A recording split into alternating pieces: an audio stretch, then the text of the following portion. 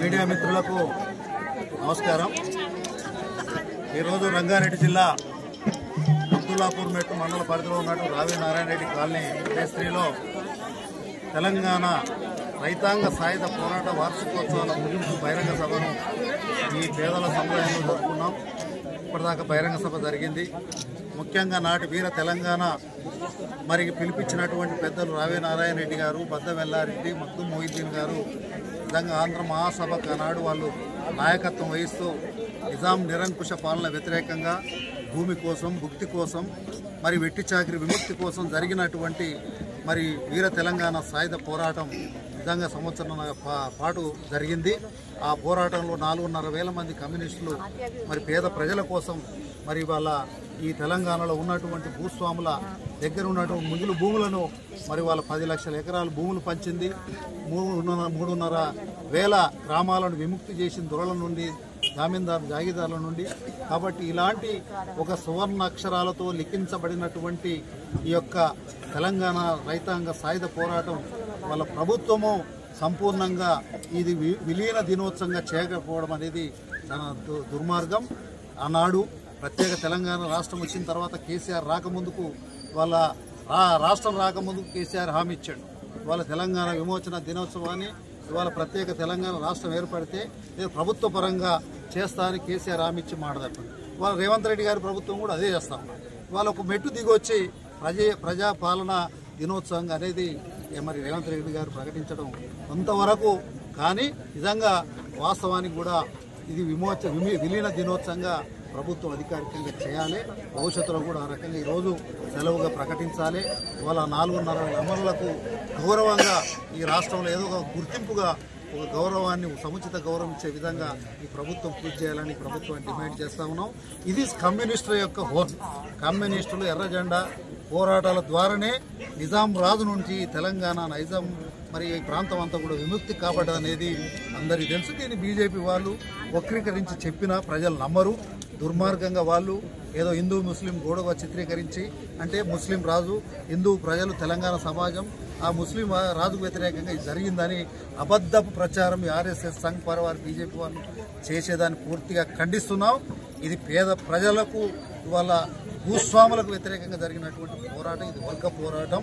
వాళ్ళ అణిచివేతకు వ్యతిరేకంగా, వెట్టి చాకిరి వ్యతిరేకంగా, మరి అణగారిన వర్గాల మీద దమనకాండకు వ్యతిరేకంగా ఈ రాజు మీద చేసినటువంటి పోరాటం। అది భారతదేశంలో విలీనం చేయమని 40 ఏళ్ళ స్వాతంత్రం వస్తే 48 దాకా ఒక సంవత్సరం మొత్తం కూడా ఈ స్వాతంత్రంలో రాకుండా చూసినటువంటి దుర్మార్గానికి జరిగినటువంటి వీరోచిత తెలంగాణ సాయుధ పోరాటాన్ని ప్రభుత్వం ఎప్పటికైనా గుర్తింపు ఇవాళ సరైన సముచితగా ఇవాళ గౌరవం ఇవ్వాలని ప్రభుత్వం డిమాండ్ చేస్తూ, వాళ్ళ కమ్యూనిస్ట్ పార్టీ వాళ్ళ వీరోచిత చరిత్ర కలిగినటువంటి పార్టీ ఈ రాష్ట్రంలో ఇంకా మిగులు భూములు ఉన్నాయి, మరి భూదాన భూములు ఉన్నాయి, మరి ప్రభుత్వ భూములు ఉన్నాయి, అన్యాక్రాంతం అవుతూ ఉన్నాయి।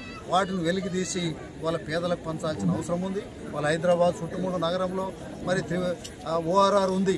ఓఆర్ఆర్ లోపల బయట వాళ్ళ త్రిపుల్ కూడా వచ్చింది, రీజనల్ రింగ్ రోడ్డు కూడా వాళ్ళు వచ్చింది। ఇది ఒక దక్షిణ భారతదేశంలో హైదరాబాద్ అనేది ఒక పెద్ద క్యాపిటల్ సిటీగా ఇవాళ మరి ముందుకు పోతా ఉన్నది। ఇటువంటి క్యాపిటల్ సిటీలో ఇంకా గుడిసెలు వేసుకొని ఇంకా 60 గజాలు ఇవ్వమని ప్రభుత్వాన్ని అడిగే దుస్థితి వచ్చింది। అది ప్రభుత్వ సిగ్గుచేటిది।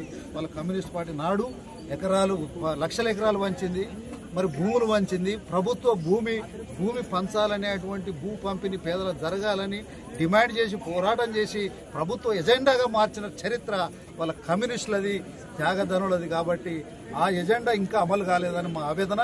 ఇంకా ఈ రాష్ట్రంలో నిజమైన అమరవీరులకు శ్రద్ధాంజలి, వాళ్లకు నివాళులు అర్పించాలంటే ఉన్న మిగులు భూములను కూడా పేదలకు పంచాలి, భూదాన భూములు పేదలను పంచాలి। ఎవడు ఆక్రమించినా చట్టపరమైన చర్యలు తీసుకోవాలి। ఇవాళ గుడిసెలు వేసినాం ఈ ప్రాంతంలో, అనేక మంది, వేల మంది కిరాయిలకు అద్దెలు కట్టలేక ఇబ్బందులు పడుతున్న వాళ్ళతోటి 100 ఎకరాల భూదాన భూములు మరి గుడిసెలు వేయించడం పార్టీ నాయకత్వంలో 3 సంవత్సరాలు నడుస్తా ఉంది। కానీ ప్రభుత్వం రేవంత్ రెడ్డి గారు ముఖ్యమంత్రిగా హామీ ఇచ్చినారు, వీళ్ళకి న్యాయం చేస్తా, వాళ్ళ భూదాన భూమి అయితే ఖచ్చితంగా వీళ్ళ ఇందులోనే పట్టాలు ఇస్తా అని రాష్ట్ర పార్టీ, సిపిఐ రాష్ట్ర పార్టీ కూననేని సాంబశివరావు గారి, చాడా వెంకరెడ్డి గారి నాయకత్వంలో వెళ్ళిన మా అందరికి కూడా హామీ ఇవ్వడం జరిగింది। అసెంబ్లీ సాక్షికి కూడా వారు ఒక హామీ ఇచ్చినారు, వీళ్ళకి అన్యాయం చేయము, ఖచ్చితంగా భూదాన భూమి అయితే పట్టాలు ఇస్తామని చెప్పిండు. ఇప్పుడు ఆ ప్రభుత్వాన్ని రేవంత్ రెడ్డి గారిని, ముఖ్యమంత్రి గారిని నేను ఒకటే డిమాండ్ చేస్తా ఉన్నా, 3 సంవత్సరాలు అయ్యింది నాయన, మీరు వచ్చే అధికారం మీదకి 2 సంవత్సరాలు అయ్యింది. మీరు ఇప్పటికైనా వీళ్ళందరికీ పట్టాలు ఇచ్చి, ఇక్కడ మంచినీళ్లు లేవు, వాళ్ళ తాగునీరు చాలా ఇబ్బంది ఉంది, వాళ్ళ కరెంటు అసలు లేదు, ఒక చీకటి ఆటవిక రాజ్యాంగంగా వాళ్ళ నీళ్లు లేక, కరెంటు లేక, రోడ్లు లేక అనేక అవస్థలు, మహిళలు ఇంకా చాలా ఇబ్బంది పడతా ఉన్నాం, వాష్రూమ్స్ లేక అనేక ఇబ్బందులు పడతా ఉన్నాం. కావున హైదరాబాద్ ఇంత పక్కన కూతవేటు పక్కన మీ సెక్రటరేటు అసెంబ్లీకి దూరంగా ఉన్న దీన్ని మీరు ఒక యుద్ధ ప్రాతిపదికన తీసుకొని, అది ఎన్ని కేసులున్నా, అది భూదాన కేసులున్నా, ప్రైవేటు వాళ్ళు పెట్టినా, ఏ కేసులున్నా మీరు దాన్ని ఫాస్ట్ ట్రాక్ ద్వారా ఇమీడియట్లీ ప్రత్యేక కోర్టు ద్వారా పరిష్కారం చేసి వీళ్ళందరూ పట్టాలు ఇచ్చి అన్ని సౌకర్యాలు కల్పించమని ఈ రేవంత్ రెడ్డి గారి ప్రభుత్వాన్ని డిమాండ్ చేస్తూ ఉన్నాం. భవిష్యత్తులో మీరు చేయకపోతే ఈ రాష్ట్రంలో భూదాన భూములు, మరి వాళ్ళ ప్రభుత్వ భూములు ఖచ్చితంగా మేమే జెండాలు వాడతాం. మీరు ఆ చొరవ తీసుకోకపోతే ఇప్పటికైనా మేమే ఖచ్చితంగా పేదలకు పంచిపెట్టే కార్యక్రమం కూడా సిపిఐ తీసుకుంటుందని చెప్పేసి ఈ సందర్భం కూడా అదే ఈ తెలంగాణ వీర తెలంగాణ సాయుధ పోరాట వీరులకు, అమరులకు ఇచ్చే నిజమైన నివాళని నేను సిపిఐగా భావిస్తూ సెలవు తీసుకుంటాను.